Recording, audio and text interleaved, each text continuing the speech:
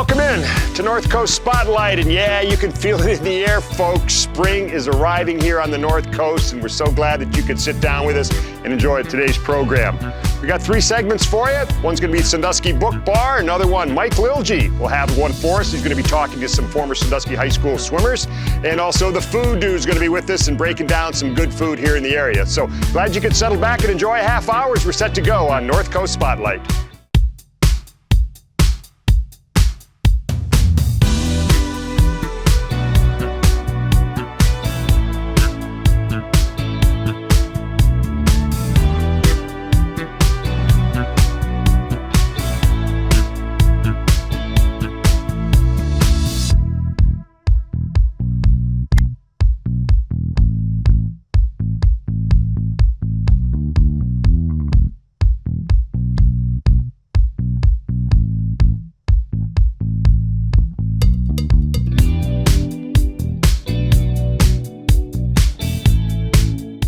Set to go with this, our first segment on North Coast Spotlight. Our guest is Janie Honor. She is the owner of Sandusky Book Bar here in Sandusky. And Janie, thanks for taking time with us. Thanks for taking the time with me. Absolutely. And we talk about a book and a bar. How do those two things combine, and how did you come up with this concept?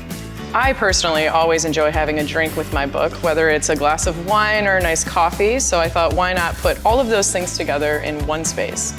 And that's what you've done here. For those familiar or have driven by or not familiar, this used to be the YMCA in Sandusky for many, many years. But you come here, you won't recognize the place. And needless to say, you've done a wonderful job in creating this space. But when you start to think about putting this together, what were your thoughts as far as laying this out and what you had in mind? So I have to kind of go back a few years to explain that fully. Sure. So back in 2019, my brothers and I bought the building itself. The YMCA had been closed at this point for a couple of years, and my brothers have a commercial doors and windows business, and they needed a bit more space. So we ended up purchasing this building for their use, and I thought this front part, which had previously been the YMCA nursery and daycare center, was going to waste. They had these gorgeous windows, they have this beautiful opportunity for a patio out there, it was this nice entryway. So I went to my brothers and I said, hey, do you guys mind if I try something? It's a concept I had seen in theory before. I lived in cities before, and I liked the idea of a bar with a bookstore inside of it, and the coffee shop came next, and it all just ended up coming together really nicely. And we look at the renovations that you've done, as we'll be looking during this interview and our talk here today. The layout itself and the concept is very unique. You mentioned this used to be for the daycare center, and some folks may recognize or not recognize where that was located, but you've taken other parts of the building too and have made some changes as well. Yeah, we renovated all of the bathrooms as well, and there are other areas of the building that we've kind of adjusted and repurposed for different reasons, but what you see here was primarily that daycare area and where you would kind of go to check into the YMCA. So knocked out a bunch of walls. You sure did. You had great vision, and the layout is really, really well done. Thank you. We think about a book bar. Obviously, you've got new books, used books, and you have a variety of beverages that you offer here as well. We do, yeah. So we primarily have used books over in our bookstore area, though we do have several shelves of local authors, and those local authors have provided me with new books, and I work with them and try to get their books out there to the general public and their local fan base. Mm-hmm. We also provide at our bar here, we have a full bar, so we've got cocktails, mocktails, beer, wine, and along with all of the coffee drinks that we have, a full espresso bar as well. And we also like to bring in local drinks as much as possible, so you'll see a couple of our local fan favorite breweries like Twin Oast here as well. One thing I noticed sitting here, we're indoors obviously here in March, but the weather's starting to break, and you've got a beautiful patio out there and a great deck. That is a nice setup out there for the outdoor. Yeah, that was actually pretty recent. We did that in last June with the support of a grant from Shores and Islands. And that helps a lot because, again, not everyone wants to be indoors all the time, right. And you can do that. But you also do different events, or you have different activities that take place here. Maybe explain those a little bit. We do. We do bingo and trivia on a weekly basis. Mm-hmm. And we also have a lot of folks locally who lead certain kinds of classes who like to come in and have a space to do that. So for example, we have paint and sips, toddler time crafting once a month. We have yoga inside and soon to be on the patio as well. So we have a lot of varying events that can all be found on our Facebook or our social media pages. Those are important things for folks to remember, is that there is just more than just the book and the bar, but you do other engagements for a lot of different people too. But have you found that when the folks that come in here, What's their first reaction, if I could get that for you? It is always, where are the pools? So anyone who's familiar with the YMCA always asks that. The second piece is always, wow, this looks so different than when I learned how to swim here. So we get a lot of those kinds of reactions of just how nice it looks compared to what it used to be and how well we've repurposed it into what it is today. Well, certainly the amount of work that you put in here shows, and it stands out as a very, very unique spot here in Sandusky. But as you go along, what would you like to see happen in the future for your operation as well? If there's anything specific that you'd like to touch on. Yeah, I would love to keep seeing my local authors come join our shelves over here. I'd love to keep having local pop-ups and events for local small businesses, crafters, folks like that who want to come and sell some of their goods at a venue like this. So I just want to keep expanding throughout the community, really. Yeah. Well, there aren't too many businesses like this in our area, and I think that in itself, what do they call that, a niche? Yeah. Yeah, you've established a niche and you've laid this out so that it does give you a very warm feeling when people come in. And do you find you have return customers, regulars that like to stop in and just hang out, so to speak? Yeah, we have a lot of regulars. A lot of them who come and just work or study throughout the day. We have folks who come and just sit and read a book for a while. A lot of the Sunday crowd will come and hang out for a bit after church. So we get book clubs as well. So we do have a handful of regulars who come in. You get a variety of individuals We sure do. like to. Yeah, that's what you want. Obviously, one of the things I do like is reading a book because I don't want to say that reading books has become passe. But again, everybody has their phone and they read it that way. But to pick up a good book and relax here with a coffee or, like you said, a special drink is a great way to go. It's nice to know that you got that concept in mind. But I'd like to thank you very much for taking time with us here on North Coast Spotlight. And if you get an opportunity, we should mention too, before we close, your hours of operation for us. Yeah, so we're coming up on April here, and starting in April, our hours are going to shift. So we'll be open Monday through Friday, 9 a.m. to 9 p.m. And Saturday and Sunday we'll be open 7:30 a.m. to 5 p.m. And of course, you do have Facebook, right? We do. Yeah, got to have that because that is much used, and you get a lot of information too about the location and take a look at it. Because having looked at the photographs, it really gives you an idea of what is going on in here. Because I think a lot of people, they drive by and they have no idea what you've done in here. Very true. And it certainly has given itself a good presentation and a very warm place for sure. That was the goal, so I'm glad you think so. You've established that for sure. Once again, thank you very much, Jamie. Thank you. And we're going to continue along here. We'll take a quick break and continue along on North Coast Spotlight.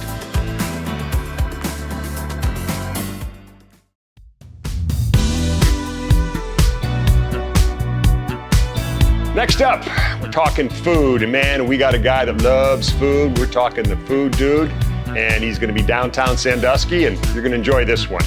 Welcome to another food segment here of the North Coast Spotlight, and do we have a treat for you today? We are going breakfast style as we are in the downtown Sandusky Marketplace, the Hography building, and we are visiting Wake Up and Waffle. Why don't we head inside and see what Wake Up and Waffle has to offer Sandusky residents?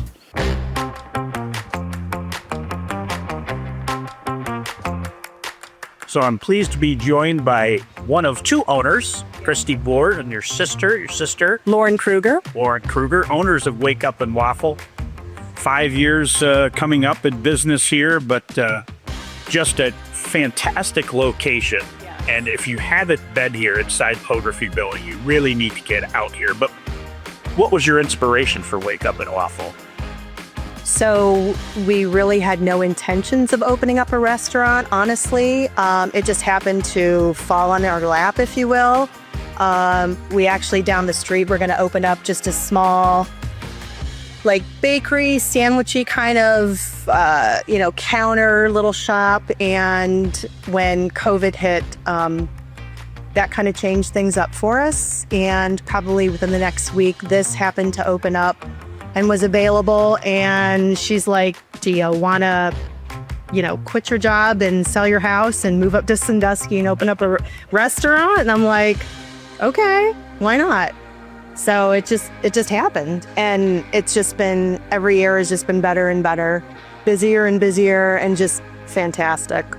I know more and more Sandusky's growing downtown with residents, with apartments and things like that. Yeah. So you start to see some regulars that come. Oh, yeah, absolutely. Now, Like when we first opened up, that come in, and even if we don't see them on a regular basis, they'll stop in just to say hi and how you doing and Boating season is upon us, so in a couple weeks here, we'll be seeing some more familiar faces. So your breakfast lunch menu. Yes. I took a look at the menu. It's not just 4 or 5 items. It's you have to carry a pretty good inventory of food. It's pretty good. I watched your staff carry some of the dishes out. It's not just food. It's like artwork on a plate. Yeah. I mean, they're presented like they're not going to last on that plate, right? Because they look so good. Well, when we opened up the brunchery, we wanted to be something a little bit unique. We didn't want to be just your average breakfast place, so that's why we came up with the Liège waffle, and we didn't want to get the pre-made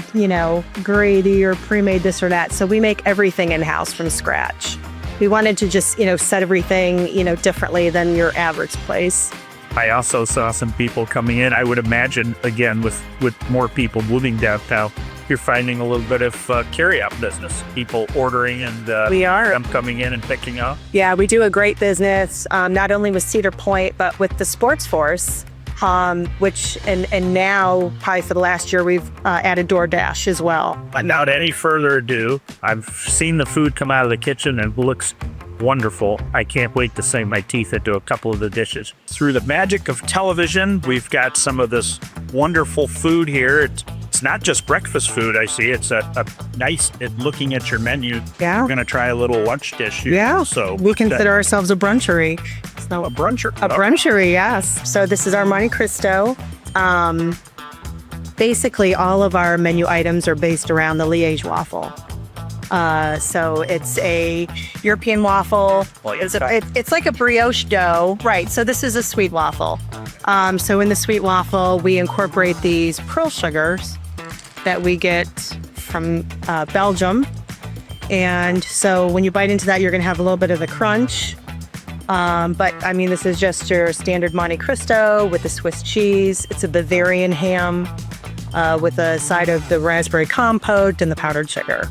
I could eat that for breakfast, lunch, or dinner. Absolutely. It's not just I think I talked to you when you said we were going to talk about this item and you were going to let me try it. I go, is this something we attack with a fork or? Yeah, either way. Yeah, you can either fork it or you can pick it up and do the little dunk. But yeah, it's a great seller here. I do want you to talk about this. I want to cleanse my palate before I try the next menu item. But also a little bit of the orange juice. Yeah, orange juice, grapefruit juice.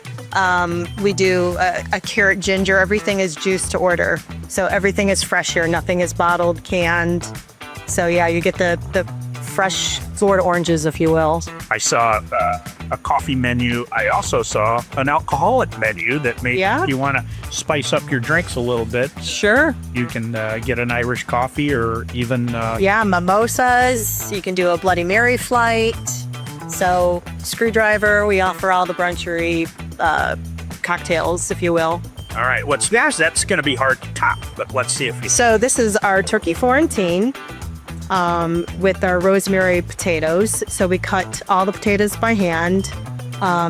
Instead of the sweet waffle, this time you're going to have a savory waffle. So it's going to have a green onion and garlic mixture incorporated in the waffle, topped with fresh spinach, tomato. We have a smoked turkey breast, and then our poached eggs and hollandaise. This one I'm not going to pick up. Yeah, I probably through the day. I would not pick it up. But the turkey Florentine, along with all of our Benedicts, are probably some of the most popular items on the menu. We have a sausage gravy Benedict, which we make the sausage gravy from scratch. We do the classic eggs Benedict. We are going to have a new menu come out within the next week. We are going to do a meatloaf Benedict. That is so smooth. The egg, and that thing's just drooling yolk right now. Oh, yeah. Sits on that waffle and it is perfect. One of my favorite dishes, I would much rather have like a red skin potato that's baked than a breakfast potato if they mind than the hash brown. And that's off the charts. If you come in and you're like, I don't want to do potatoes, I want to do a salad, we do a spring mix. So this is our spring mix, and then we make the balsamic vinaigrette that goes on top of that. So it's just a lighter option. I mean, you could taste the freshness.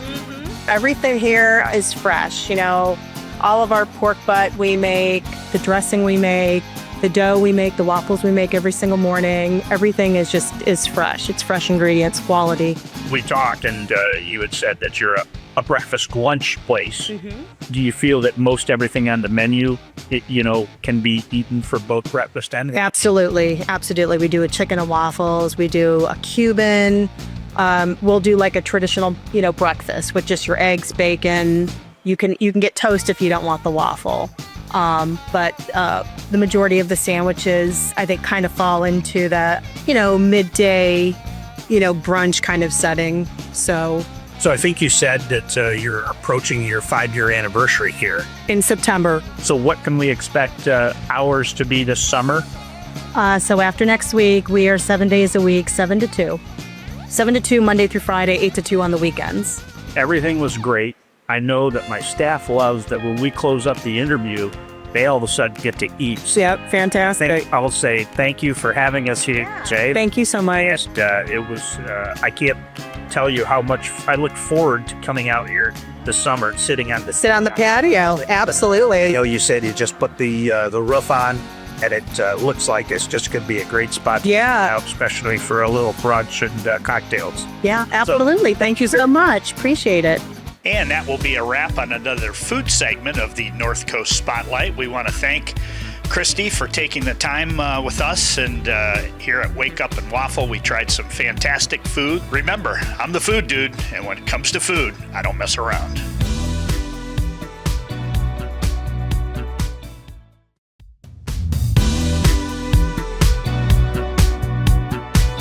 Mike Lilje handles sports on our program and had an opportunity to sit down with two ladies from Sandusky High School, graduates across the way, and what an outstanding career they had at Sandusky High School and also at Ohio State. And Mike Lilje had an opportunity to sit down with the Vargo sisters. Welcome back into North Coast Spotlight, and this is always a fun segment to do where we get to catch up with some of the better athletes who have come through our local schools. And today we get a 2-for-1, two of not only the best swimmers, but some of the best athletes that we've had a chance to see here during the BCSN era. We have Taylor Vargo, who was a 2013 Sandusky graduate, and Kerrigan Vargo, who was a 2015 Sandusky High School graduate. And ladies, thank you for joining us. Now, what was the relationship like for you two growing up? Was it very competitive with one another? Was it very supportive? Little bit of both? Go ahead, Kerrigan. Yeah. I think we were really competitive when we were young. It kind of went in different spurts, just with our own personal growth. But I think when we were young, we were really competitive. My mom has some funny stories to tell about that. By the time we were in high school, we did different sports. So we had breaks from each other. And then when we both committed to swimming full time, it got competitive again through high school. Thankfully, we didn't swim the same strokes, so that helped. But we were always sort of teammates first, but we did get competitive at times. And then in college, that transitioned a little bit more. And we were more independent as teammates and just more supportive rather than competitive towards each other. And Taylor, you were the older sister. What was it like having a younger sister, Kerrigan, nipping at your heels all those years, kind of following in your footsteps? Obviously, it's always tough to have a competitor, but being with your sister and getting to swim with her throughout your life, obviously, is not very many people get to do. And competing with her, I think every record that I probably had, she quickly broke it after me at some point in high school. But no, it was great. We had a lot of friends that had siblings that were the same age as all of us. So it truly was, you kind of got over the competitive aspect, but at the same time, like it was always there.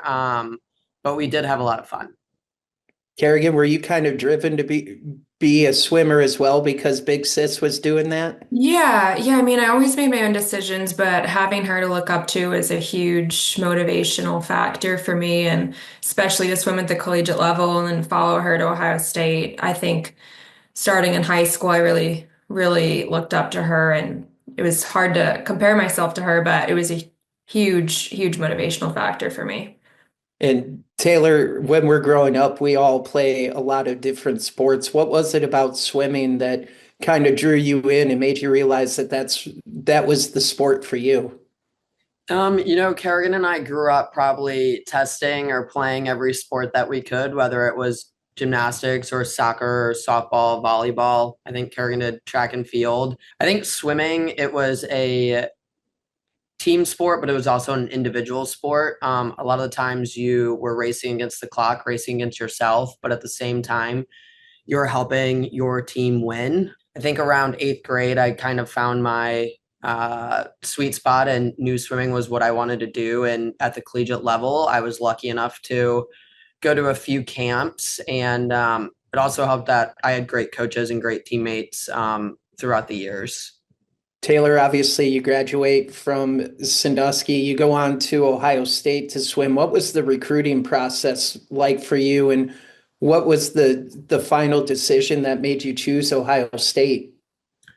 The recruiting process, it's going to be very different now. I believe they can start to be recruited a little bit earlier. I was lucky enough to start talking to colleges probably my sophomore year. I went to a couple junior day visits.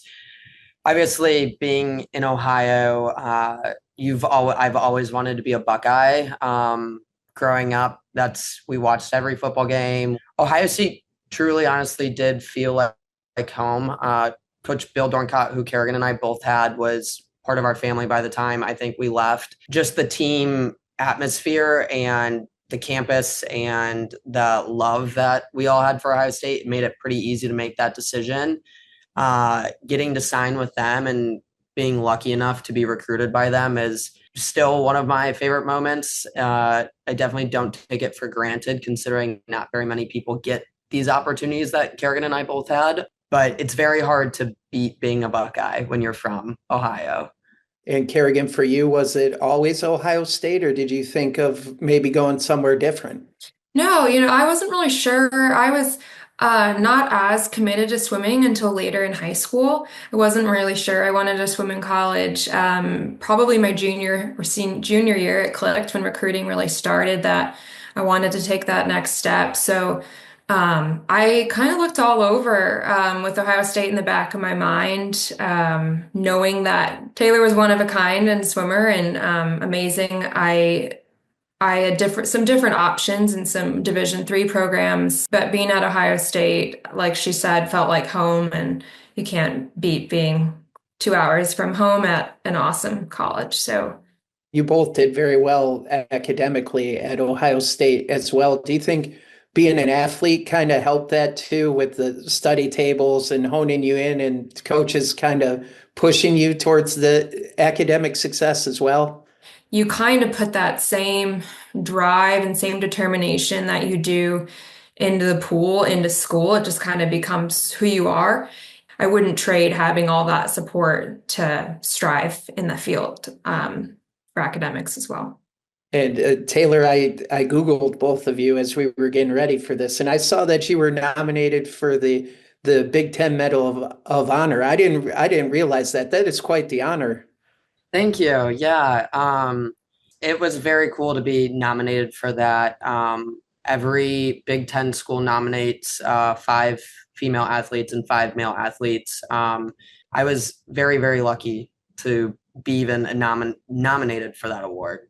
And you also pushed swimming a little bit further, and you swam at the Olympic trials. What was that experience like? Olympic trials in 2016 was probably my favorite event of all of swimming.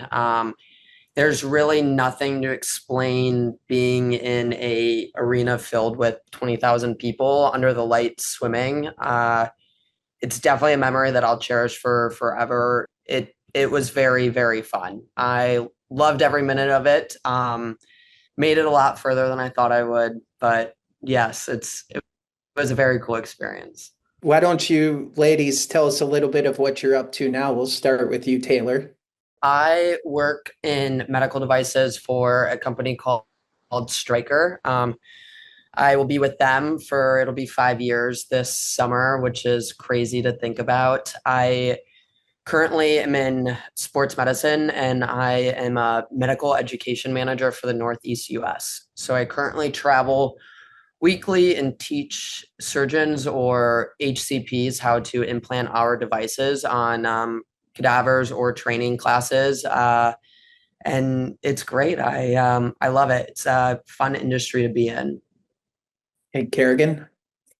I am currently with a company called Premier Research. It's a contract research organization, and we support in project management of clinical trials in a variety of different businesses.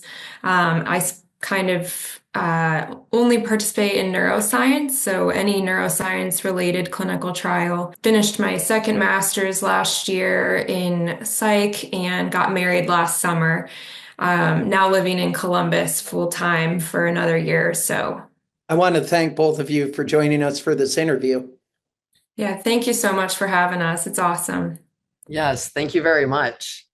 Boy, how quickly time goes. It doesn't seem that long ago that the Vargo gals were swimming over at Sandusky High School, but as always, good job by Mike and good job by Chris as we continued along here on North Coast Spotlight.